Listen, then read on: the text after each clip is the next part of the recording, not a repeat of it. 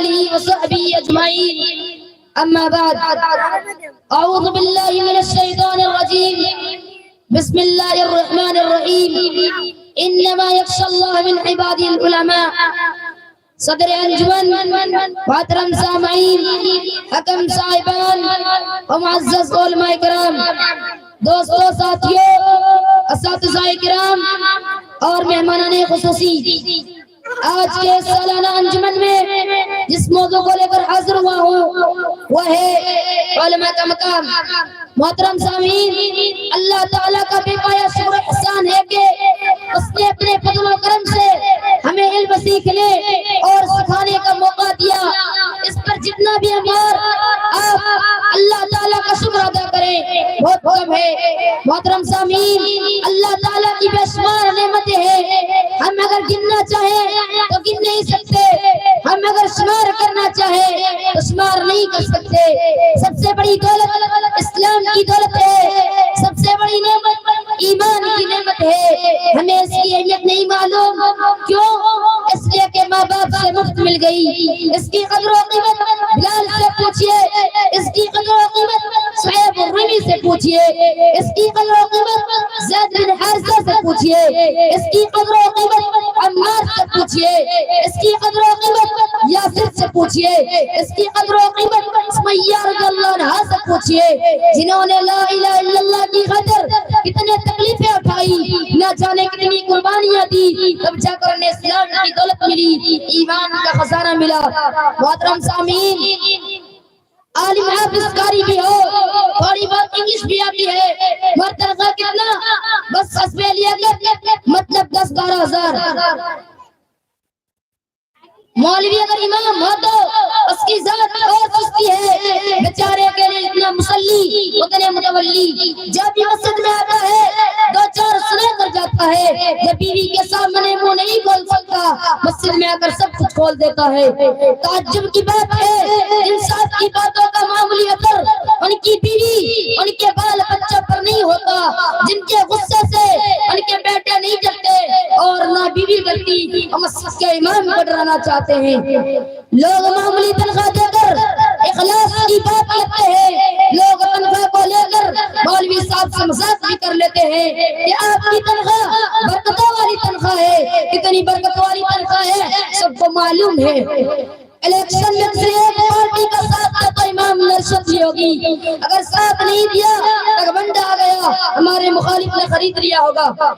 زنا کے خلاف بول دیا تو نوجوان ناراض، رشوت خوری کے خلاف بول دیا سرکاری افسران ناراض، سود کے خلاف بول دیا تو سرمایہ داروں نے آستین چڑھا لی، فرض نماز کی اہمیت بتا دی اور بے نمازی کے خلاف بول دیا تو 8ویں دن جمعہ کے نمازی ناراض۔ شراب نوشی کا چہرہ تو پینے والے نے مولویوں کو نہیں چھوڑا، نماز تھوڑی لمبی آ گئی تو امام صاحب سو جاتے ہیں، اور ہلکی آ گئی تو مولانا صاحب کو مسجد کے باہر ٹیوشن کے لیے جانا ہوگا۔ سیاست میں حصہ نہیں لیا تو مولوی ناکارہ ہے، اور اگر حصہ لے لیا تو کہا جاتا ہے دیکھو بک گیا۔ سرکاری اسکول اور کالج میں گیا تو دیکھو سرکاری لکما خور بن گیا، اور مدرسہ پہ 8-10 ہزار پر کام کرے تو اس کا بیٹی کون دے گا؟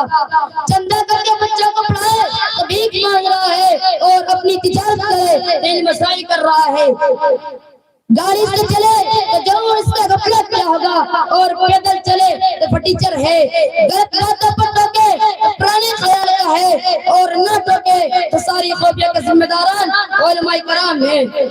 قیامت کی بات کرے تو ترقی کا دشمن، اور دنیا کی بات کرے تو دنیا داری آ گئی۔ افسوس ہے کہ تنخواہ معمولی دے کر اخلاص کو حق میں لگاتے ہیں، لیکن لاکھوں روپے کمانے والے ڈاکٹر، انجینئر، لیکچرر، IPS افسران مسلمانوں کے پاسبندی کے ذمہ دار نہیں ہے، بلکہ مولوی ذمہ دار ہے۔ بیچارے مولوی کو بھی تقریر سوچ سمجھ کر کرنی پڑتی ہے، ایسے ڈر سے کہ نہ جانے کب کوئی ناراض ہو جائے اور ان کی آخری تقریر ہو۔ محترم سامعین، مسجدوں کے ذمہ داران علماء کی نقدری کر رہے ہیں۔ محترم سامعین، مدرسوں، جامعات اور یونیورسٹیوں کے ذمہ داران علماء کی نقدری کر رہے ہیں۔ مدرسے کا ذمہ دار حضرات بھی اپنے طبقے کے مولویوں کی نقدری کر رہے ہیں۔ محترم سامعین، اللہ تعالیٰ کے نزدیک ایمان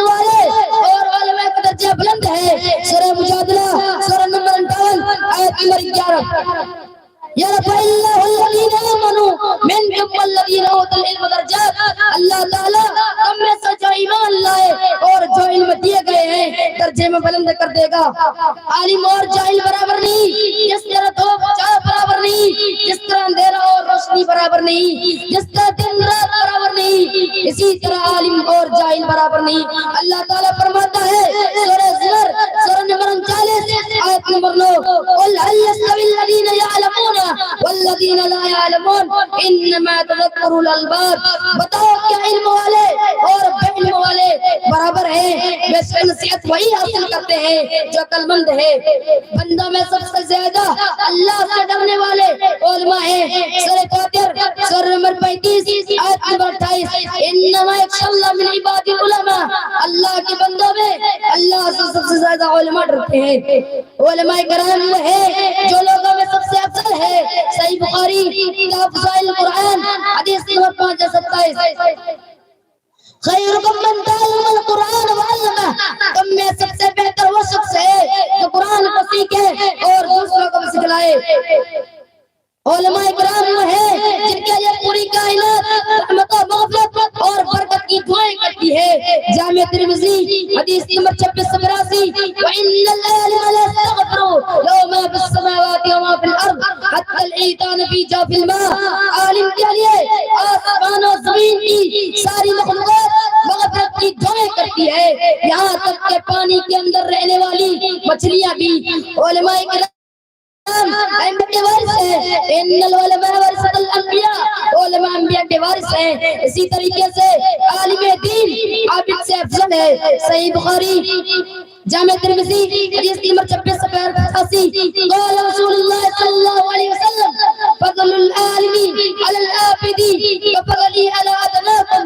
ثم قال رسول الله صلى الله عليه وسلم ان الله وملائكته وعلى السماوات والارض حتى النملة في جورها وحتى الحوت يصلون على معلم الناس الخير. اللہ کے رسول صلی اللہ علیہ وسلم نے فرمایا اللہ اور اس کے فرشتے اور آسمان و زمین والے یہاں تک کہ چوٹیاں اپنی سوراخ میں اور مچھلیاں اس شخص کے لیے جو نیکی و بھلائی کی تعلیم دیتا ہے خیر و برکت کی دعائیں کرتی ہے. محترم سامعین یہی وجہ ہے کہ علماء کرام ہر قسم کے عزت و احترام کے مستحق ہوتے ہیں. کتاب و سنت کو کھولیے اور نبی کریم صلی اللہ علیہ وسلم کے زمانے میں دیکھیے یا خلافت راشدہ میں اہل علم کا کیا مقام تھا، کیا عزت تھی. محترم سامعین حضرت زید بن ثابت رضی اللہ عنہ جن کا شور علماء صحابہ میں ہوتا ہے، وہ جب بھی آگے صحابی رسول ابن عباس رضی اللہ عنہ وہ خود بہت بڑے صحابی تھے، وہ آگے بڑھ کر زید بن ثابت رضی اللہ عنہ کے اونٹ کی لکیر تھام لیتے اور زور استقبال کرتے، اونٹ سے اترتے اور کہتے امرنا ان نفعل بعلمائنا کہ ہمیں ہمارے علماء کے ساتھ ایسے ہی ادب کا معاملہ کرنے کی تعلیم دی گئی ہے. محترم سامعین جو علماء کرام کی ناقدری کرے اور ان کے حق کو نہ جانے نبی صلی اللہ علیہ وسلم کے طریقے پر نہیں ہے. صحیح الجامع حدیث نمبر 54 قال رسول اللہ صلی اللہ علیہ وسلم ليس من امتی من لم يجل کبیرنا ويرحم صغیرنا ويعرف لعالم حقا. اللہ کے رسول صلی اللہ علیہ وسلم نے فرمایا جو شخص ہمارے بڑوں کی تعظیم نہ کرے، جو ہمارے بچوں پر رحم نہ کرے اور جو ہمارے علماء کا حق نہ جانے وہ میری امت میں سے نہیں ہے. محترم سامعین علماء کرام کا مقام اور مرتبہ بہت عظیم ہے. کہا سکتا ہے اہل علم کے سامنے علماء کرام کے سامنے ادب و احترام سے گفتگو کی جائے. علماء کرام جب بولا کرتے ہیں تو ادب کا تقاضا ہے کہ دوسرے لوگ ادباً خاموش ہو جائیں. بخاری کی روایت ہے سمیرہ بن جندب کہتے ہیں جو حدیث سے بڑے بڑے صحابہ سناتے رہتے ہیں وہ حدیث سے مجھے بھی معلوم ہے لیکن میں اس لیے خاموش رہتا ہوں کہ مجھ سے بڑے بڑے صحابہ جب بیان کر رہے ہیں تو میں ادب کا تقاضا سمجھتا ہوں کہ خاموش رہوں. آخر میں اللہ عز و جل سے دعا ہے کہ وہ ہمیں علماء کرام کا مقام مرتبہ جاننے اور